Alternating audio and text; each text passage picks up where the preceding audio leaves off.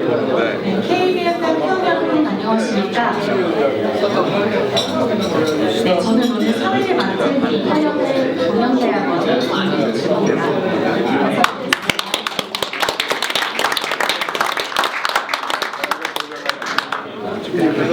KBFM 회원 여러분 잘 지내셨나요? 네, 어느덧 이렇게 따뜻한 봄의 기운이 완연해졌는데요. 이렇게 이른 아침에 참석해주신 회원분들께 깊이 감사 인사드립니다. 네, 그럼 지금부터 2023년 3월 원래 회의를 시작하겠습니다. 먼저 저희 한미기업인 친선포럼의 회장이신 민선식 YBM 회장님께서 개회사를 해주시겠습니다. 여러분 큰 박수로 맞이해 주십시오. 정말 따뜻해진 날씨에 다시 뵙게 되어 반갑습니다. 저도 한 2주 해외여행 갔다 왔는데 떠날 때랑 올 때랑 완전히 날씨가 달라졌더군요.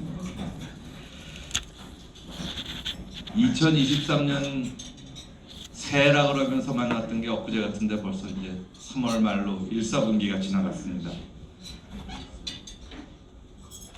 아직은 쌀쌀하게서 여러분들 건강도 주의하시고 또 하시는 모든 일이 잘 되시기를 바라겠습니다. 지난 3년간 우리는 코로나를 겪으면서 우리가 이전에는 잊고 있던 우리나라 경제의 한계점들을 잘 알게 되었습니다. 특히 농업의 중요성과 식량 안보의 중요성을 절실히 깨닫는 시간이 되지 않았나 생각해 봅니다. 작년 이맘때 인도네시아가 파묘 수출을 금지하면서 라면, 과자를 비롯한 우리나라 식품 생산에 큰 차질을 빚기도 했습니다. 또한 코로나 사태와 우크라이나 전쟁이 겹치면서 국제 농산물 가격이 선정부지로 상승하여 우리나라의 밥상 물가와 인플레이션에 큰 영향을 주었습니다. 그리고 그 충격의 여파는 지금도 계속되어 올해 2월에는 외식 비용이 작년보다 10%나 증가하여 많은 분들에게 고통을 주고 있습니다. 이런 식량 위기 순간에는 우리가 알던 우방이나 경제적 동반자들도 철저히 자국의 이익을 추구해 왔습니다. 앞으로도 그러할 것으로 예상됩니다. 식량은 우리 인간이 생명과 생활을 유지하는 데 가장 기본적인 자원이기 때문에 위기 때에는 동맹이라 하더라도 다른 나라의 상황을 고려해 줄 수 없는 것이 현실이기 때문입니다. 더욱이 우리가 중요 농산물 중 자급할 수 있는 곡물은 쌀뿐이며 밀, 콩, 옥수수 등 대부분의 주요 곡물은 해외에서 80% 이상 수입하고 있는 것이 현실입니다. 오늘 우리에게 이렇게 중요한 농업과 수산업의 현재 상황과 미래에 대해 말씀해 주실 우리나라 최고의 전문가를 모셨습니다. 바로 대통령 소속 농업, 농어촌 특별위원회 장태평 위원장이십니다. 우리가 계속해서 맛있는 음식을 먹고 건강을 유지할 수 있도록 고민하고 계시는 장태평 위원장님을 강연을 통하여 우리나라 농업수산업 정책에 대해 우리 기업인들이 깊이 이해할 수 있는 유익한 시간이 되기를 바라겠습니다. 회원 여러분, 더욱 건강하시고 원하시는 모든 일이 잘 성취되시기를 기원하겠습니다. 감사합니다.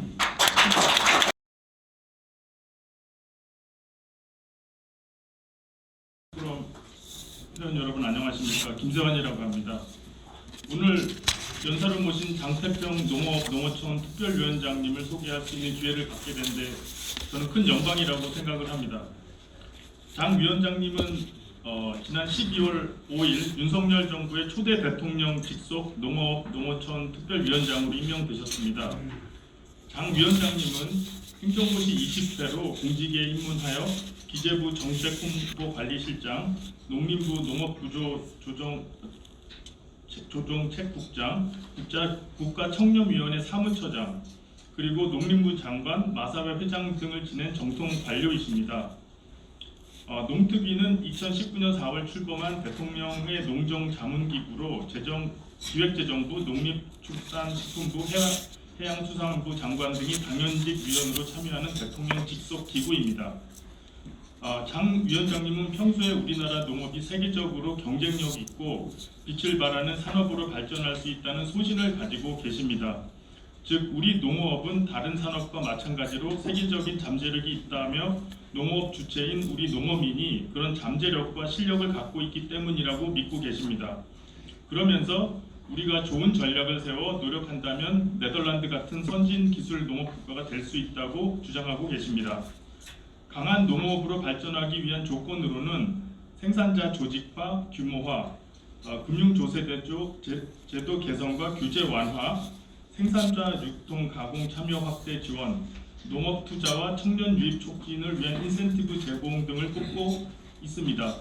장 위원장님께서는 이제 농업 생태계의 혁신은 우리 농업 생존뿐만 아니라 국가 경쟁력 제고를 위해서도 반드시 이뤄내야 할 과제라고 주장하시며 위원장 취임식에서 농투기가 이런 역할을 수행하고 새 정부 국정 과제를 차질 없이 달성할 수 있도록 최선을 다하겠다고 말씀을 하셨습니다. 장 장관님은 일찍이 우리나라 인재의 산실인 경기고등학교를 우수한 성적으로 졸업하시고 서울대 물리대 사회학과로 진학을 하셨습니다. 이어서 서울대 행정대학원에서 석사, 미국 오레곤 대학교에서 경제학 석사, 강남대에서 생화학 박사를 취득하셨습니다. 농림부 장관 재직 시 농업은 더 이상 1차 산업이 아니다. 얼마든지 제조업화하여 신제품을 생산해낼 수 있고 또 서비스를 개선해 소비자들에게 멋지게 다가갈 수 있는 산업이다. 따라서 1차, 2차, 3차 산업이 다 포함된 6차 산업이라고 불러야 한다고 말씀을 하셨습니다. 1, 2, 3은 더해도 6이 되고 곱해도 6이 된다. 농업이야말로 인간 생명과 직결된 최고위급 산업이다라고 재치 있는 어록을 남기시기도 하셨습니다. 장 위원장님은 이런 재치 있는 말씀을 남기시는 이유 중에 하나가 등단 시인이시기도 하십니다. 장 위원장님은 또한 개인적으로 참여연이라는 연구원을 운영하고 계십니다. 즉 차세대 미래연구원입니다. 사제를 털어 우리나라를 짊어지고 나갈 젊은이들에게 민주주의와 자본주의 시장 경제가 왜 우리의 살 길인가 확고하게 교육하고자 하는 연구원입니다. 오늘 KBFF도 많은 관심을 갖고 있는 연구원이기도 합니다. 오늘 강연에 대한 기대가 큰데요. 장 위원장님을 큰 박수로 환영해 주시기 바랍니다.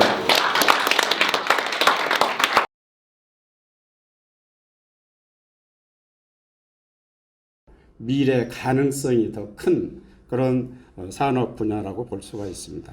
이 네덜란드 농업을 보면 우리가 배울 점이 정말 많습니다. 네덜란드 농업인은 한 1% 정도 됩니다. 그런데 네덜란드 GDP에서 이 농식품 산업이 차지하는 비중은 약 8% 가까이 됩니다. 그러니까 1% 되는 사람들이 8% 되는 부를 창출을 하는 거죠. 그거는 그 산업 분야가 굉장히 생산성도 굉장히 있고 효율적이다. 그런 얘기가 되겠습니다. 이 네덜란드는 예를 들면 여기 이제 그림이 지금 방울토마토인데 이 방울토마토가 네덜란드에서 처음부터 난 거 아니거든요. 그리고 이 네덜란드는 사실은 농업으로 본다 그러면 여건이 안 좋습니다. 그러니까 기후도 안 좋고 그다음에 땅 이런 것도 굉장히 부족했고 또 땅을 그 바다를 이렇게 매립해서 했기 때문에 이 뭐라 그럴까요? 땅에 그런 그 토질도 굉장히 좋은 편이 아니에요. 그럼에도 불구하고 유럽에서 아주 굉장히 농업을 이렇게 선도적으로 끌어가는 그런 나라입니다. 그러니까 특히 농업을 뭐라 그럴까요? 그냥 과거의 농사가 아니라 그야말로 산업으로서 기술 산업으로서의 농업을 하는 거죠. 그렇게 하기 위해서 이 사람들은 굉장히 과학 기술을 접목을 옛날부터 시켰습니다. 그거 중에 하나가 이 유리온실입니다. 그러니까 유리온실을 통해서 생산성을 이렇게 수십 배 올리는 거죠. 그러니까 이 유리온실 쓰면 노지에서 이 예를 들면 토마토를 생산하는 것보다 이런 유리온실을 만들어서 하게 되면은 생산성이 예를 들면 2배, 3배 뭐 이렇게 오르는 게 아니에요. 20배, 30배, 심지어 40배 이렇게 올라갑니다. 그러니까 그거를 이 사람들은 추구하기 위해서 굉장히 규모화하고 유리온실도 굉장히 큽니다. 지금은 표준 유리온실이 한 우리나라 저기로 하면 6만 평 정도 되거든요. 한쪽 문에서 저쪽 그 문을 보면 아슬하게 보일 정도로 그렇게 크게 합니다. 왜 그러냐면 비용을 절감시키기 위해서 경영비를 축소시키기 위해서 규모화를 하는 거예요. 그래서 그 안에는 또 모든 기술이 도입됩니다. 그러니까 시간 관계상 여러 가지 세세하게는 얘기를 못하겠지만은 같은 유리온실을 우리나라가 흉내내서 지금 유리온실을 만들어서 토마토, 파프리카 이렇게 생산을 하거든요. 그런데 비해서 지금 대개 네덜란드가 우리의 거의 2배 정도 생산성을 올리고 있습니다. 그러니까 비슷한 시설임에도 불구하고 그것도 어떻게 보면 날씨나 이런 여건은 우리가 좋은 점도 있어요. 그럼에도 불구하고 약 2배 정도 생산성이 더 높아요. 그런데 이 사람들이 그렇게 높은 이유는 그 하나하나 모든 거를 과학적으로 기술 측면에서 기술을 개발해 가지고 하기 때문에 그렇습니다. 이 사람들은 예를 들자면은 여름 같은 때 이제 유리 온실에 온도가 굉장히 많이 올라가거든요. 그러면은 대개 유리 온실 위에 과거에 문을 터 가지고 그 열을 빼냅니다. 왜냐하면 적정 온도가 유지돼야 되니까. 그렇지만 이 사람들은 그 고열을 이용해 가지고 다시 다음에 쓸 수 있도록 땅 속에 그 열을 축적을 시키거나 또는 발전이나 이런 걸 이용을 합니다.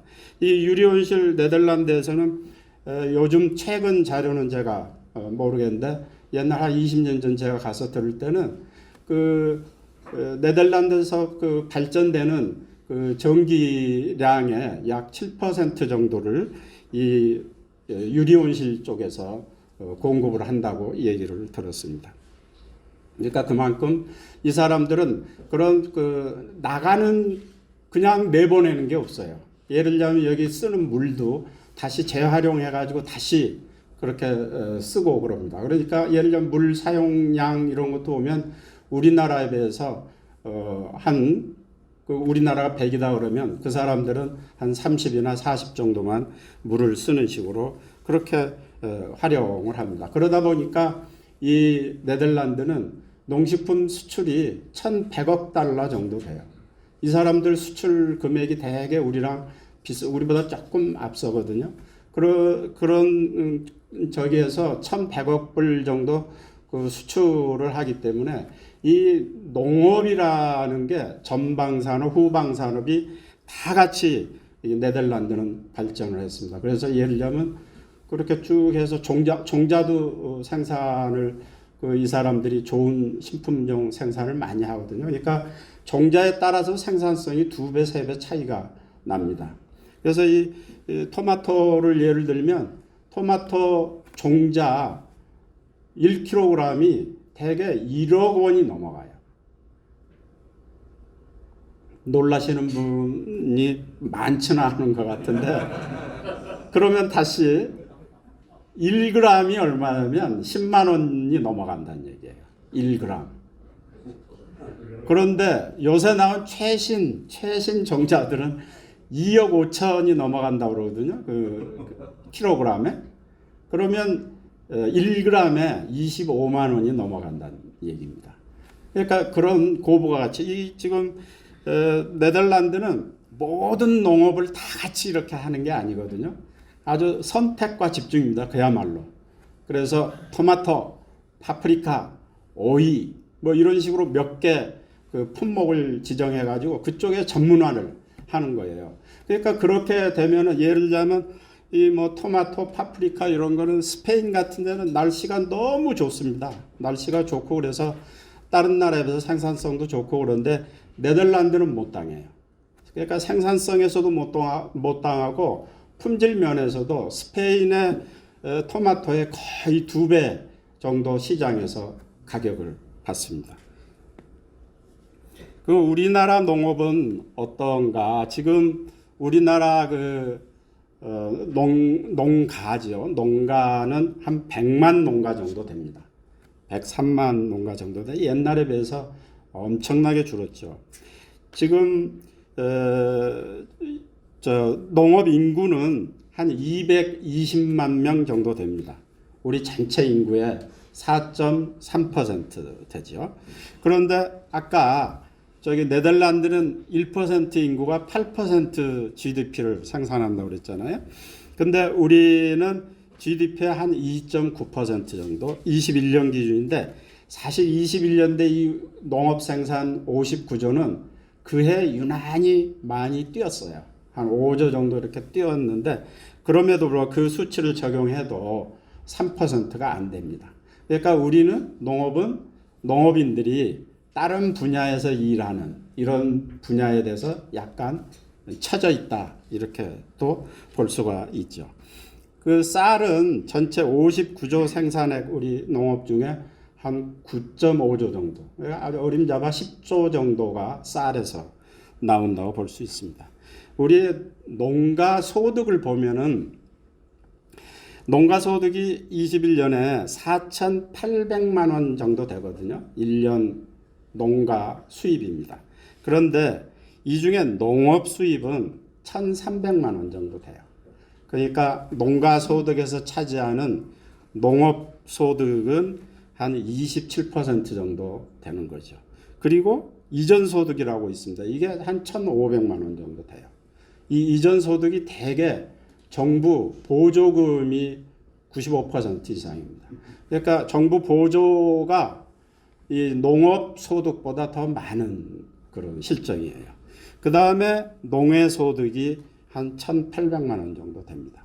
그러니까 여기서 제가 뭐 여러 가지 아주 굉장히 여러 가지 말을 할 수 있는데 첫째, 쌀은 전체 농가 소득을 기준으로 보면 4% 정도 되는 거예요. 그러면 지금 요번에 그 양곡관리법에서 쌀 가격을 지지해 줘야 된다고 저렇게 굉장히 난리를 이제 치는 그런 그게 4% 소득을 늘려주기 위해서 어떤 여러 가지 원칙이나 이런 걸 생각하지 않고 이걸 해야 돼 하고 주장하는 거나 사실 같은 거죠. 그리고 또 하나는 그러면 농촌에 있는 농가 소득을 증대시켜 주려고 그러면은 어디에 신경을 써서 손질을 해줘야 되겠느냐 이런 생각이 들지 않겠습니까? 그거는 사실은 농해 소득을 많이 향상을 시켜주는 거 이거를 어떻게 보면 더 신경을 써줘야 돼요. 그렇지만 오늘 여기에서는 농업 정책에 대해서 얘기하니까 이 부분은 좀 별도로 그렇게 하고요.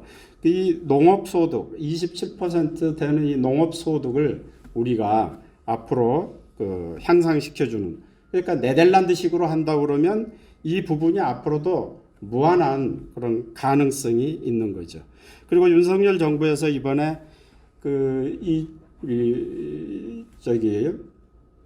이전 소득을 지금 직불금이라고 있거든요. 직불금이 지금 3조가 좀 안 됩니다. 2조 좀 넘어가는 수준인데 이걸 5조까지 늘리겠다. 이렇게 하면 한 300만 원 정도 계산하면 늘어날 수 있어요. 그게 지금 이전 소득 1,500만 원 정도 되는 부분이 한 300만 원 정도 3, 4년 후에 그렇게 늘어날 수 있다는 얘기를 드립니다. 그 다음에 농가 자산이 한 6억 가까이 되고 농가별 부채는 한 4천만 원 정도 됩니다. 우리가 농업을 보는데 아까도 소개를 하시면서 식량 안보에 대해서 얘기를 했어요. 왜 식량 안보냐? 우리가 식량 자급률이 한 45% 정도 돼요. 이게 계속 낮아지고 있습니다.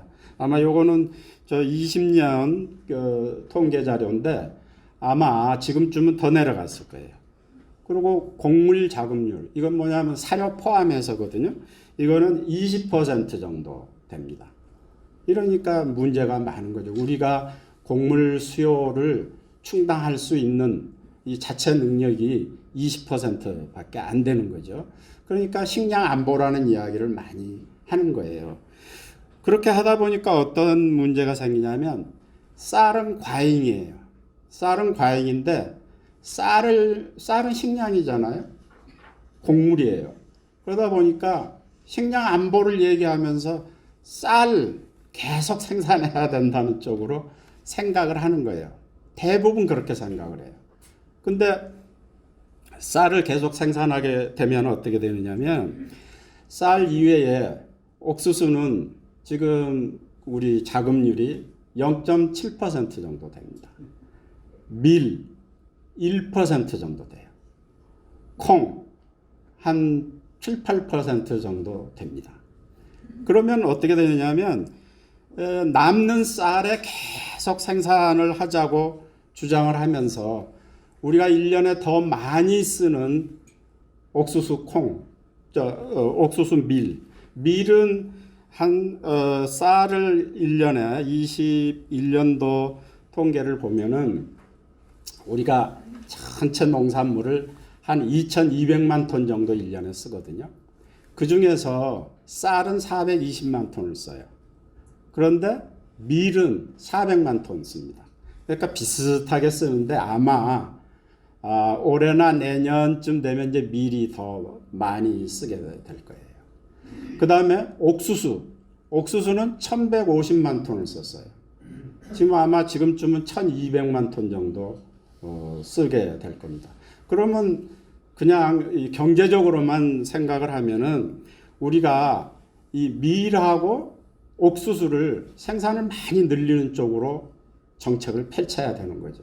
그리고 쌀에 대한 이런 그 지원 예산이 많습니다. 쌀을 우리가 이렇게 어느 정도 이 과잉 생산이 되고 이 가격 지지를 지금 하고 그렇게 하기 때문에 그렇거든요. 이런 거는 사실은 현실적으로는 어쩔 수 없습니다. 그러니까 올해, 내년, 뭐 그 다음 해 이 정도 짧은 기간에는 쌀이 농민들이 생각하기에 소득할 수 있는 가장 쉬운 농사 품목이 쌀이에요. 그러니까 수익률도 제일 좋습니다. 그리고 농사 짓기도 제일 쉬워요. 왜냐하면 그동안 투자를 엄청나게 해가지고 논이 다 경지 정리되고 관계 시설이 다 돼 있고 모든 이 경작 단계에서부터 수확하는 데까지 기계화 이게 돼 있어가지고 제일 편해요. 그러니까 심지어 땅만 가지고 있으면 전화만 하면 농사가 지어질 정도로 이 쌀 농사는 쉬워요. 그러니까 쌀 농사를 계속 하는 거예요. 근데 예를 들자면 밀이다, 옥수수는 그렇지 않거든요. 힘들어요.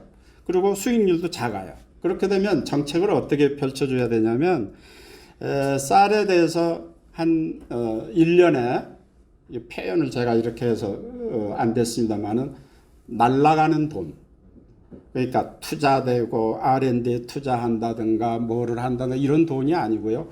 사서 이제 남았으니까 창고에 둡니다. 시장에 못 나와요. 그래서 작년에도 90만 톤을 시장 격리한다고 했는데 시장 격리란 뜻은 뭐냐면 시장에 못 나오게 한다는 뜻이에요. 왜냐? 남으니까. 나오면 가격이 떨어지니까. 그래서 쟁여놓거든요. 그래서 2, 3년 되면 사료나 다른 가공 용도로 나와요.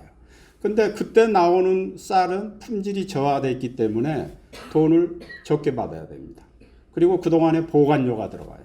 보관료뿐만 아니라 사들였으니까 금리 부담도 그만큼 있잖아요. 그렇게 해서 들어가는 돈이 약 1조 정도 됩니다. 그러니까 지금 수입을 41만 톤 의무적으로 수입하는데 수입 41만 톤, 그 다음에 국내에서 또 이렇게 수매해가지고 관리하는 약 4, 50만 톤, 작년에는 많았지만 4, 50만 톤 이렇게 해서 한 100만 톤 정도를 관리하는데 들어가는 돈이 없어지는 돈입니다. 이건 날아가는 돈이 1조 원 가까이 돼요. 그게 앞으로는 양곡관리 농식품부에서 추정하는 게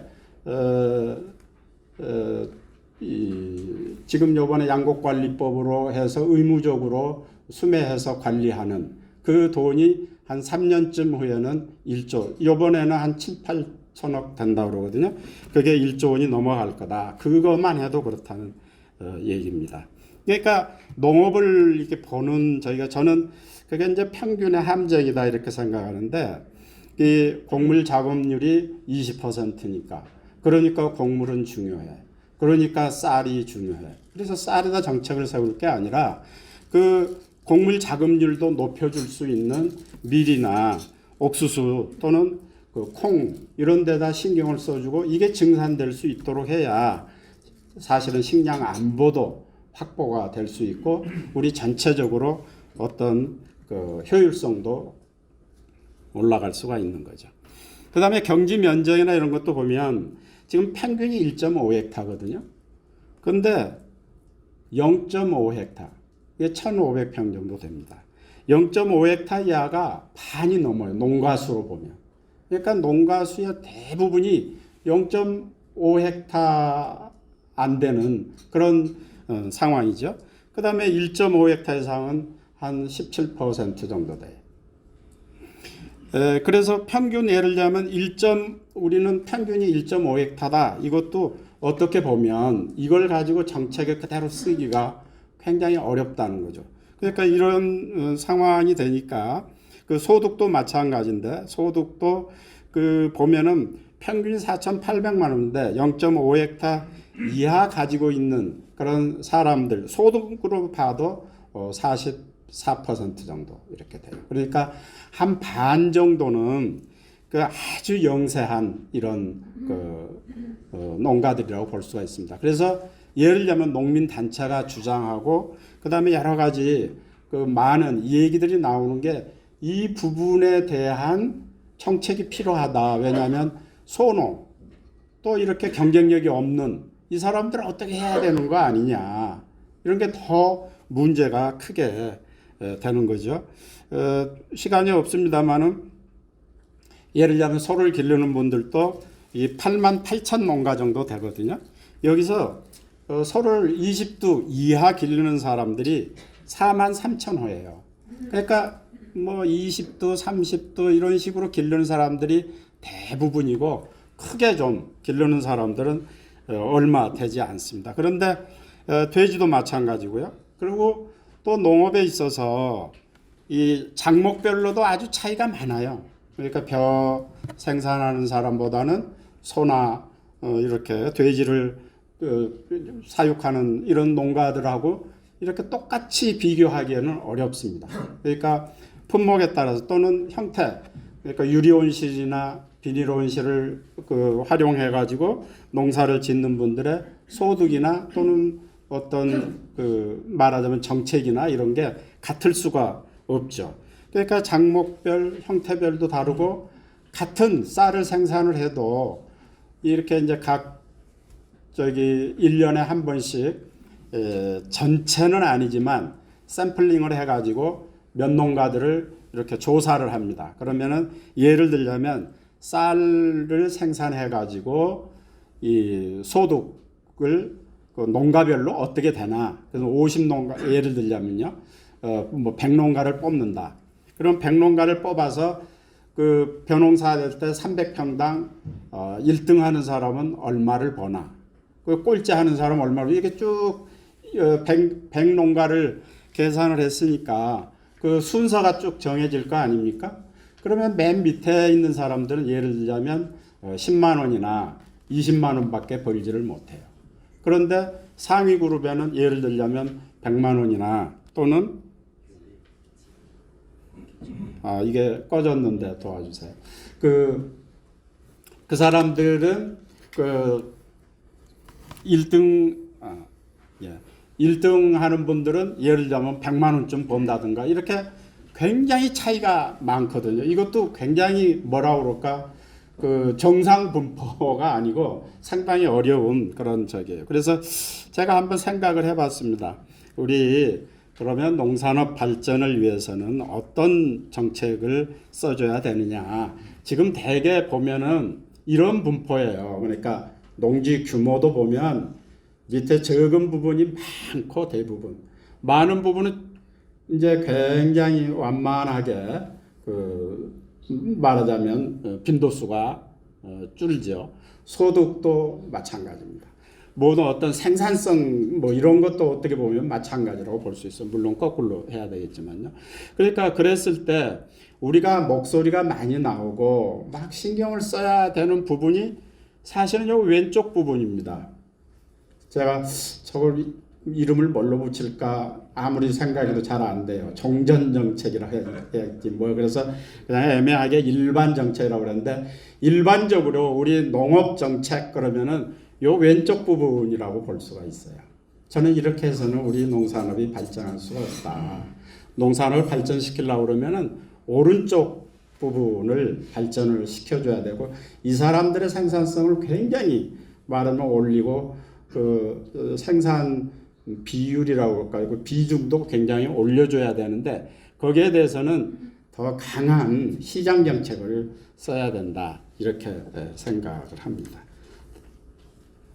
그 다음에 또 하나 여기에 이제 경제학자분들도 많으시고 그런데 제가 이렇게 이것저것 수치를 보다가 하나 발견한 게 있어요. 물론 지금 노동 생산성, 토지 생산성 뭐 이렇게 생산성이 다 올라가고 있어요.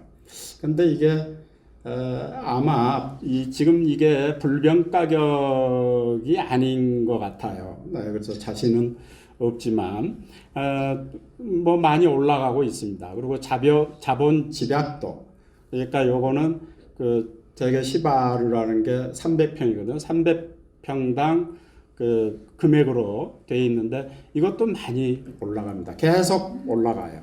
그러니까 그 얘기는 뭐냐면 우리 농업에 자본 투자도 계속 해가 가면서 점점 투입이 되고 있다는 얘기죠. 그런데 자본 생산성은 계속 낮아지고 있어요.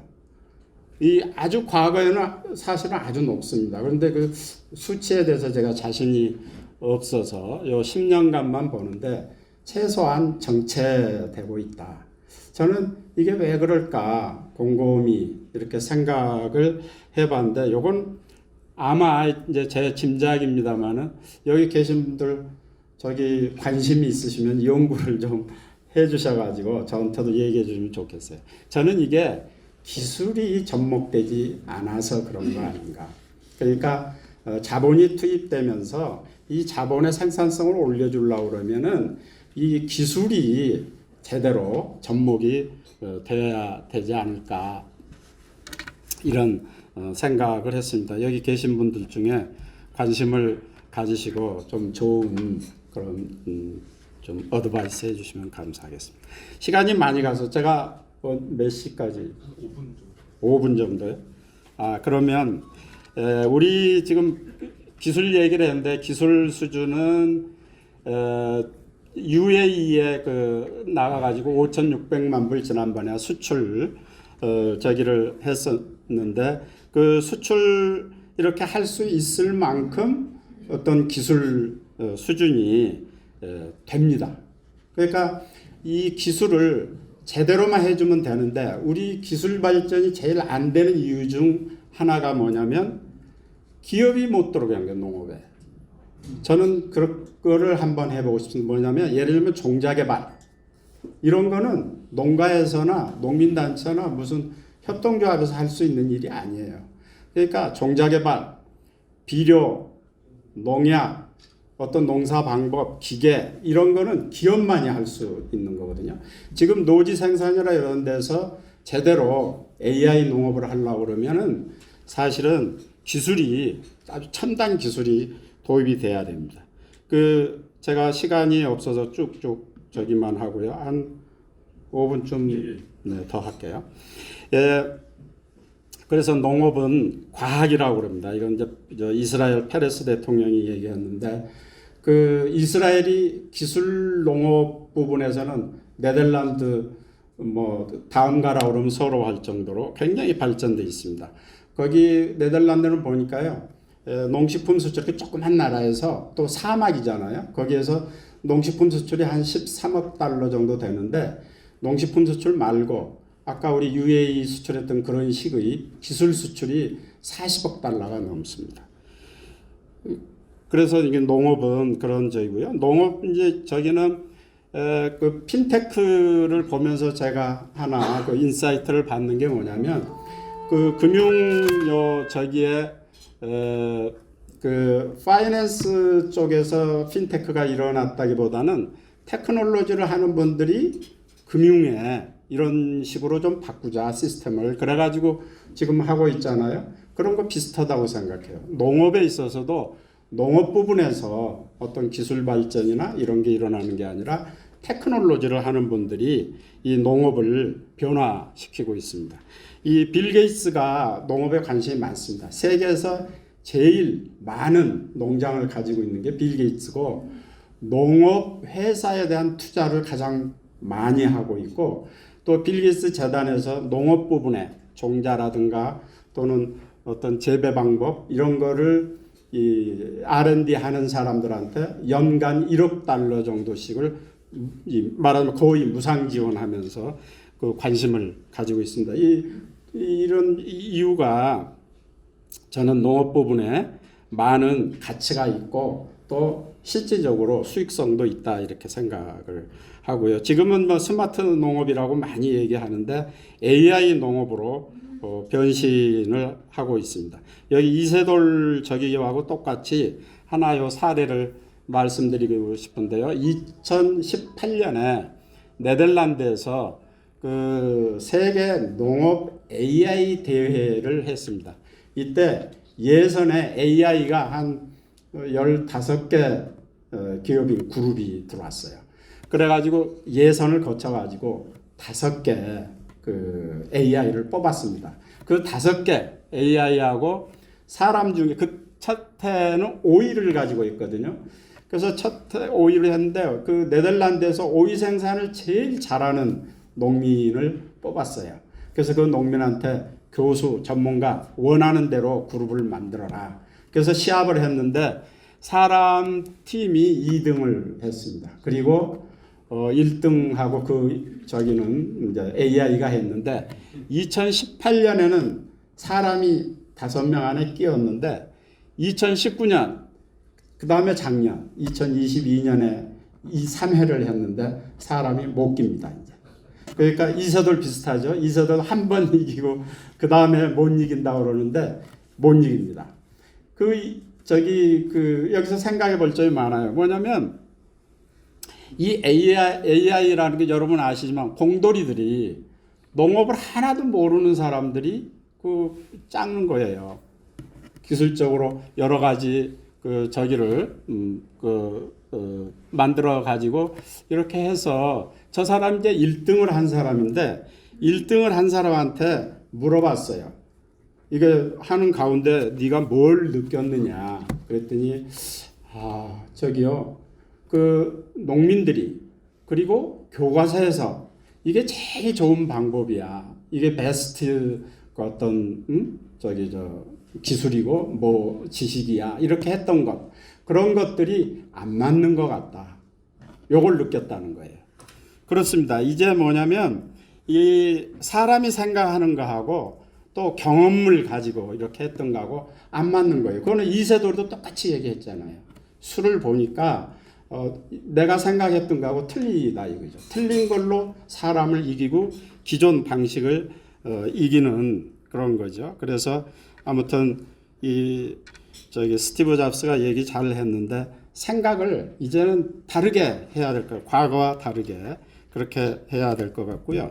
그 다음에 여기는 우리 이 어린애가 초등학생이 지도 그리라고 그랬더니 이렇게 그렸답니다. 그래서 너무 재밌어서 이게 어떤 생각에 완전히 생각이 다른 생각 아니겠습니까? 여러분 코이의 법칙이라고 잘 아시고요. 그래서 이제 농업에 있어서도 농업 정책도 이게 농업이니까 특별하고 이건 무슨 사양 산업이고 이렇게 해가지고는 대책이 안 나오고 지금 앞에서 말씀드렸습니다마는 이제 산업 정책으로 해야 지금 인구 절벽으로 인한 여러 가지 문제, 첨단 기술이나 바이오 산업이 발전되고 있는데 거기서 지금 낙후되고 있는 이 농업 현실, 기후 변화, 환경 문제, 지방 소멸 이런 문제들을 해결할 수 있는 거는 시장 정책으로 그렇게 나가야 된다. 그래서 그거를 얘기해 줬습니다. 근데 이 중에 하나 제가 말씀드리고 싶은 게 뭐냐면 제가 농업 분야에 대해서도 얘기를 하고 있는데 농업의 다원적 가치라는 말이 한 20, 30년 전부터 약간 유행을 했어요. 농업계에서 하는 말입니다. 그래서 농업은 기본적으로 가치를 가지고 있다. 그러니까 뭐냐면은 이 환경을 보존하고 국토를 관리하고 그리고 이제 말하자면 국민을 먹이는 이런 가치가 있다 이렇게 주장을 했는데 우리 거꾸로 하자 이런 얘기예요. 뭐냐면 농업은 국민들한테 이 안전한 식품을 공급할 책무가 있는 거예요. 그리고 또 안정적으로 공급해줘야 될 책무가 있는 거죠. 또 국토를 관리하고 이렇게 하는 책무가 있는 거죠. 그 책무를 수행하니까 그 책무를 수행하는 데 대한 그런 어떤 대접을 받아야 된다고 생각을 합니다. 지금 그리고 그 다음에 시장 정책이고요. 기술 농업 해야 되고요. 수출 농업 해야 되고요. 제가 이제 이거는 꼭 얘기를 해야 될 것 같은데 농식품 수출이 가능하냐? 우리나라에서 농업도 형편없는데 이게 수출이 가능하냐? 저는 수출 가능하다고 생각합니다. 지금 우리나라 사람들이 지금 수출 1위 품목 77개라고 해요. 그리고 아무튼 기술 수준이 1, 2위 되는 기술들이 많잖아요. 근데 그 기술들이 다 농업에 쓸 수 있는 기술들입니다. 그러면 우리 농업이 정말 업그레이드 될 수가 있는데 세계 식품 시장은 8조 달러입니다. 우리 반도체 최고 우리 먹여 살리고 있는 반도체 약 6,400억 달러라고 그러거든요. 근데 식품 시장 정말 큽니다. 이 큰 시장을 우리가 조금이라도 해야 되겠습니다. 저는 이 무기 수출하는 거 보니까 왜 농식품 잘 만들어서 수출 왜 못하냐 이거죠. 우리 능력 충분히 된다고 생각을 합니다. 아까 말씀드렸는데 네덜란드가 1,100억 달러 수출을 하고 있는데 우리 품목을 지금 초기 단계지만 연초료란 담배입니다. 담배가 한 8억 달러, 김이 7억 달러, 라면 7억 달러, 또 참치도 있고 6억 달러 정도, 음료, 소스류, 간장이다 뭐다 이런 겁니다. 일본은요 기꼬만 간장 있잖아요.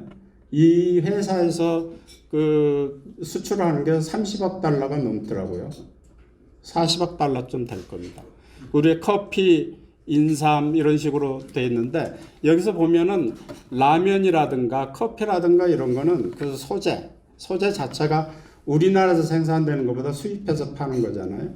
이런 부분에 대해서도 저렇게 하고 있는데 예를 들면 스위스에서는 인삼 제품으로 30억 달러 이상 수출을 합니다. 이것도 옛날 자료예요. 제가 기억하고 있는데 그러니까 우리 인삼 종주국이라고 그러는데 우리는 겨우 3억 달러도 안 되는 거예요. 왜? 상품이 안 되기 때문에 그런 거죠. 이게 아주 1차적인 상품, 즙을 짠다든가 홍삼 쪄려가지고 그 자체를 한다든가 이래서 그러는데 인삼에서 나는 사포닌을 활용해서 그 가공식품으로 팔면은 한 회사가 30억 달러 이상을 수출을 합니다. 그래서 혁신을 하면 되는데 우리 유장희 총재님께서 미국 갔더니 김치데이를 하더라. 그래서 그거 얘기 좀 해봐라. 그래서 말씀드리는데 여기서 끝내겠습니다만은 이 김치 우리 그렇게 생각했어요. 외국 사람들은 안 좋아해. 마늘 냄새도 나고 맵기도 하고 이거 그래. 그런데 요즘 김치가 굉장히 선풍적인 인기를 끌고 수출액도 아까 보셨습니다. 1억 6천만 달러 정도 수출을 하고 있거든요. 근데 수출액이 계속 아주 성장 속도가 굉장히 올라가고 있습니다. 이 우리 발효식품 중에 대표적인 식품이고 이 김치를 가지고 정말 노력한 사람이 많은데 제가 아는 사람이 김치를 가지고 주스를 만들어요.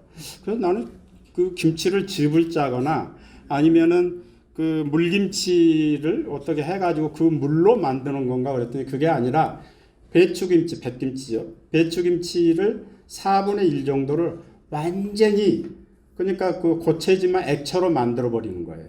그리고 액체로 만들어서 주스를 만드는데 그 맛이 거의 김치 맛은 냄새는 안 납니다. 근데 약간 이거 주스를 마시면서 김치를 연상할 정도? 그런데 아주 괜찮아요.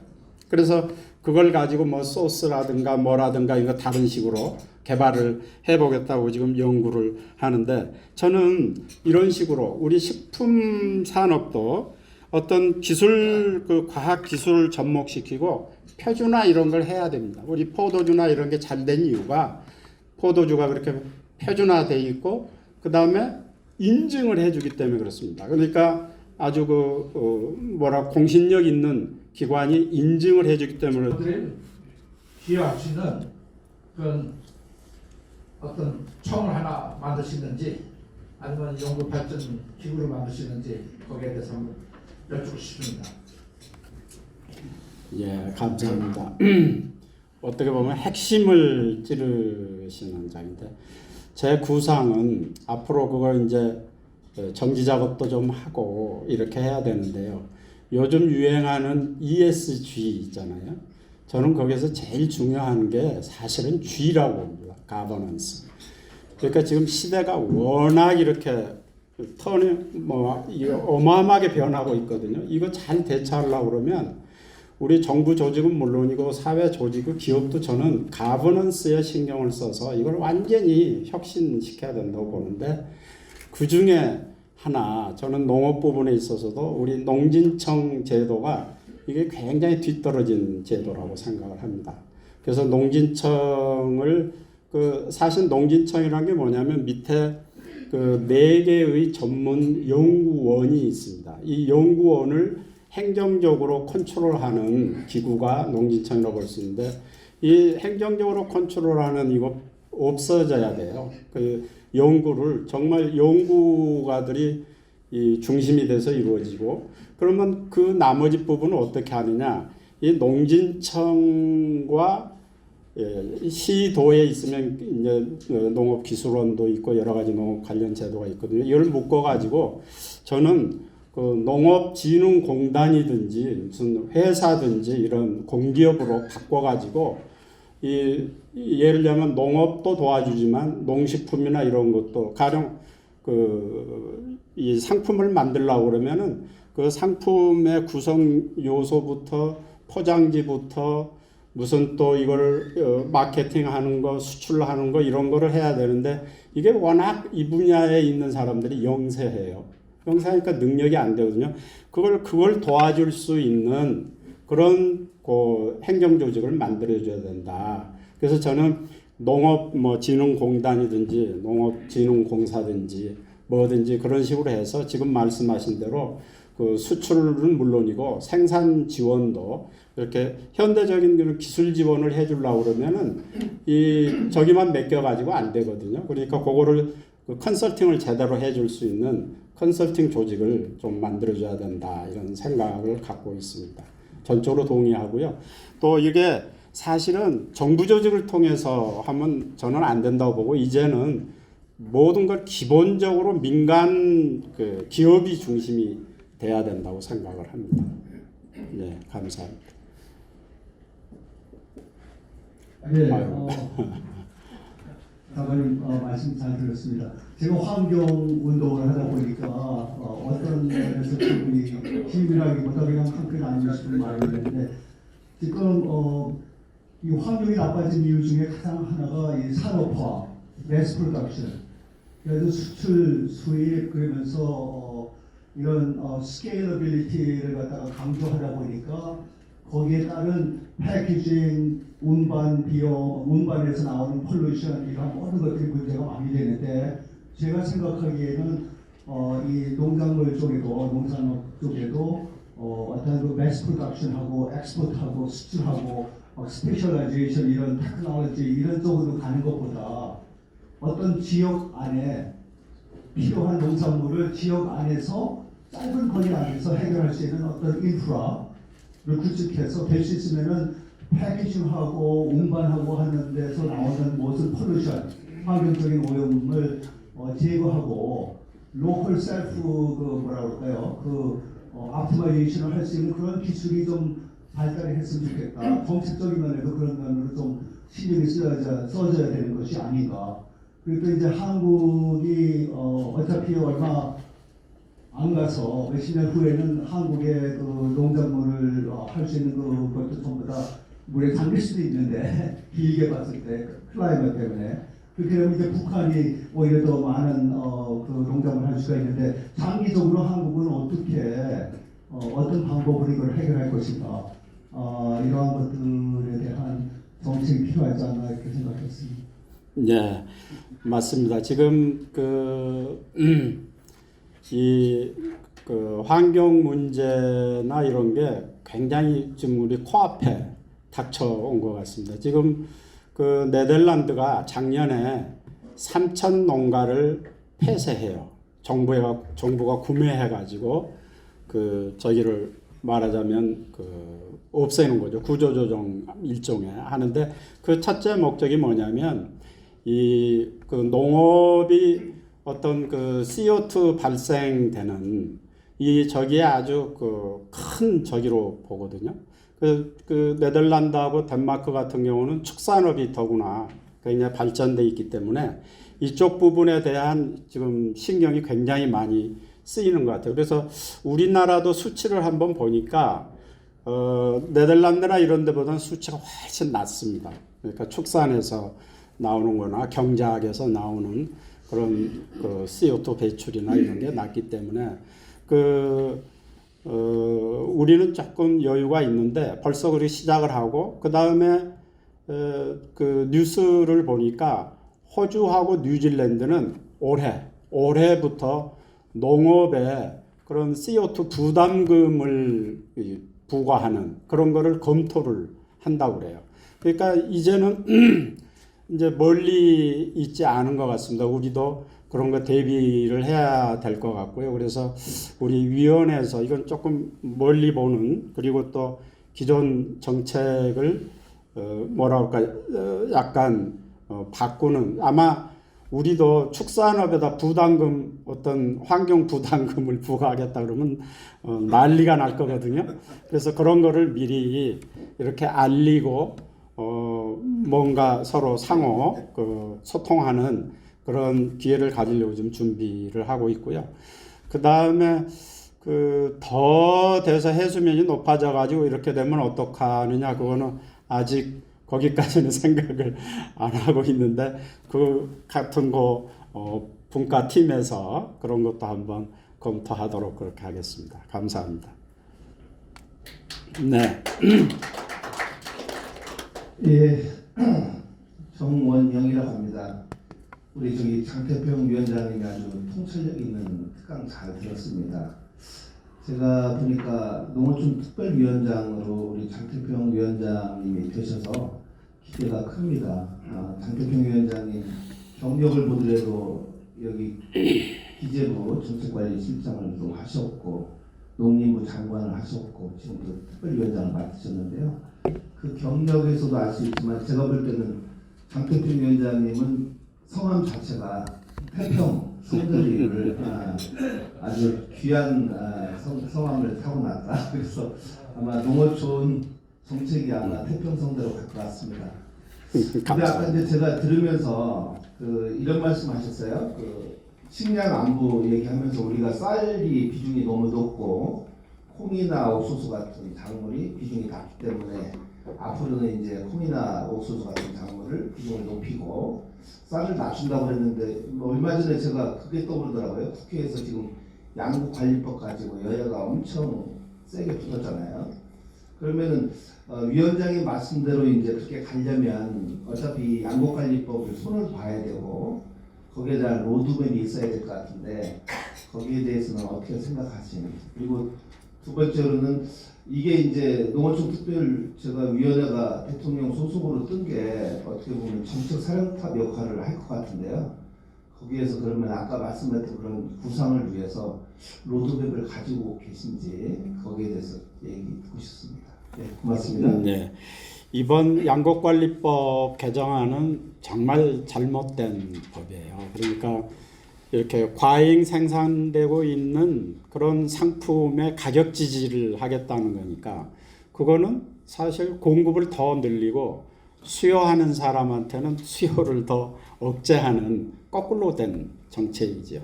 그러니까 잘못돼 있고 식량 안보 차원에서도 우리가 부족한 그 밀, 옥수수, 콩 이 3대 곡물에 대해서는 우리가 그 생산력을 좀 높여야 되거든요. 그러니까 그것도 예를 들자면 쌀에 집중했던 것 같은 그런 R&D나 농사 뭐 여러 가지 이런 거를 그 노력을 기울인다 그러면 충분히 거기도 어느 정도 올라갈 수가 있거든요. 그리고 그런 거에 대한 노력은 우리가 조금 해야 된다 이런 생각을 합니다. 그러니까 그런 부분에 대해서 우리가 노력을 해야 되고 그래서 우리 그 양곡관리법 관계는 저는 거부권이 행사돼야 된다 이렇게 생각을 하고 그 다음에 그 양곡 관리 정책이라고 그럴까요? 이런 거에 대해서는 일대 전환점이 필요하다. 그러니까 예를 들자면 옥수수, 밀, 콩 이런 부분의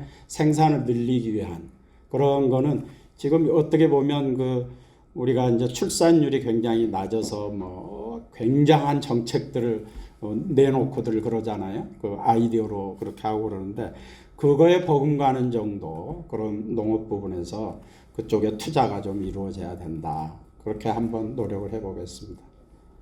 예. 네, 말씀하세요. 저기. 우리나라가 김치를 많이 수출해야 된다 이렇게 말씀하시고 하셨는데 그러면 사실은 제가 볼 때는 우리나라가 좋은 김치를 만들어서 외국에 수출하는 것도 좋지만 중국 김치가 우리나라에 많이 수입되고 있어서 김치 종주국으로서의 위상이 조금 훼손되는 게 아닌가 이런 생각을 하는데 그 이유 중에 하나가 그 가정집에서 먹는 거는 국산 김치를 많이 먹지만 식당에서는 중국산 김치가 훨씬 싸기 때문에 그걸 많이 쓰고 있습니다. 그래서 그거를 좀 개선하기 위해서는 국산 김치를 쓰는 걸 더 장려하기 위해서 제가 생각하는 아이디어는 원산지 표시 이걸로만은 충분하지 않고 김치 가격 표시제를 의무화했으면 좋겠습니다. 이거는 돈도 하나도 안 드는 방법인데요.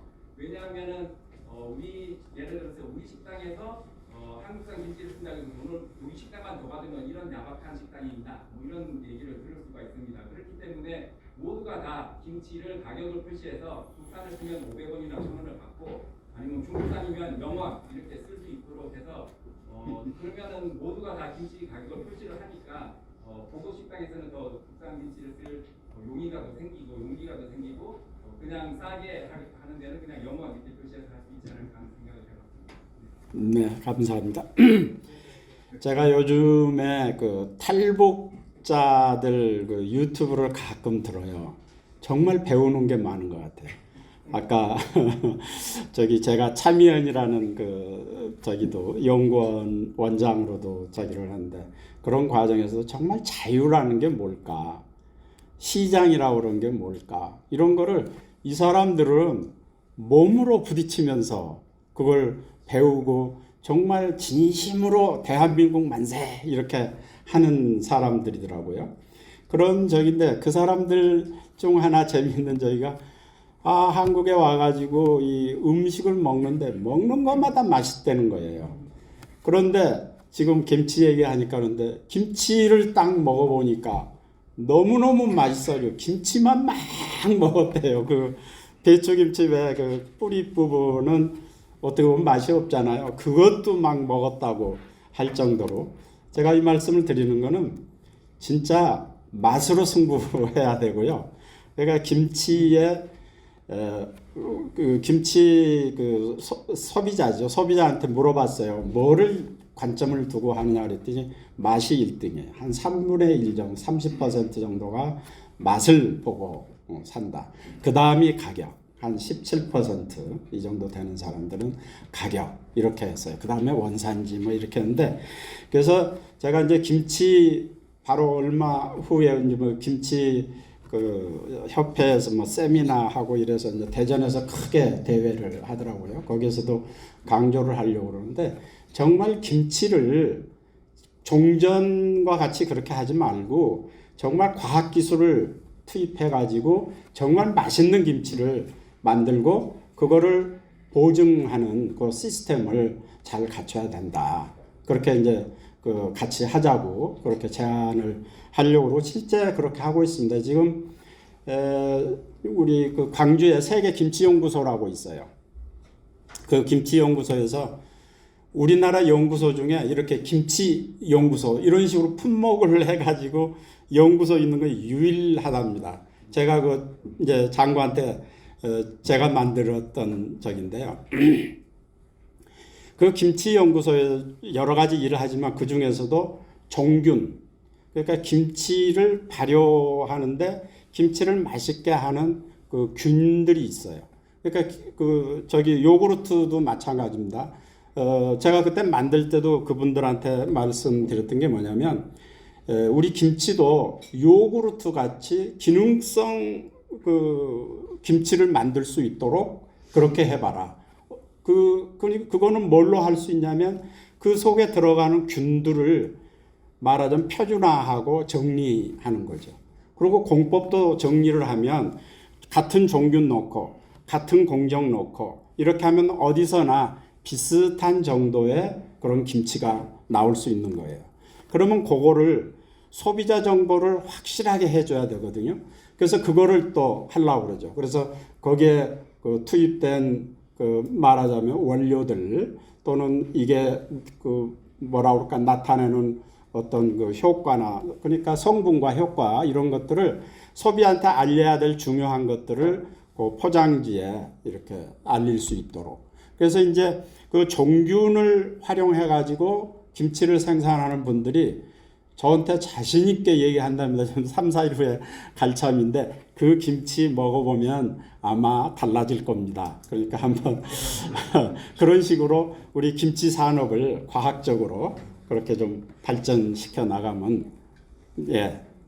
제가 말씀드린 거는 한국 사람들이 사 먹는 거는 그런 질을 보고 사 먹는데 식당에서 나오는 거는 소비자들이 그런 거를 선택할 수 있는 권한이 있는 게 아니라 식당 주인이 선택을 하는 겁니다. 그런데 식당 주인이 국산 김치를 선택할 수 있도록 하기 위해서는 소비자들이 국산 김치를 돈을 내고 먹는 데에 대한 부담감, 거부감을 줄여주기 위해서 아까 제가 말씀드린 것처럼 식당에서는 김치 가격 표시제를 했으면 좋겠다 이런 말씀을 드린 거라서 식당에서 쓰는 김치와 일반 국민들이 사 먹는 김치는 조금 다르게 접근해야 되는 게 아닌가 하는 생각을 합니다.